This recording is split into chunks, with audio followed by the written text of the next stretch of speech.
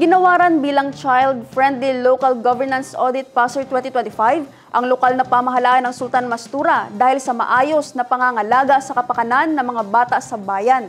Ang News Now sa report. Ipinagdiriwang ng Sultan Mastura LGU ang tagumpay na kilalanin bilang isang child-friendly local governance audit passer 2015 dahil sa pagkakaroon ng isang ligtas, may pag-aaruga at pagbibigay ng magandang kinabukasan para sa bawat kabataan.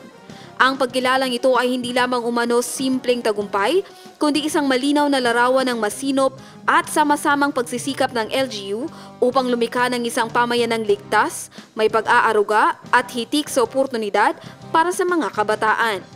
Ang parangal na ito ay bunga ng kooperasyon ng iba't ibang katuwang na ahensya, mga opisyal ng barangay, stakeholders at ang mga lingkod bayan ng Sultan Mastura. Patuloy naman na pinagtitibay ng LGU ang mga programang pangkabataan na itinuturing na pag-asa ng bayan. Jen Garcia, iMinds, Philippines.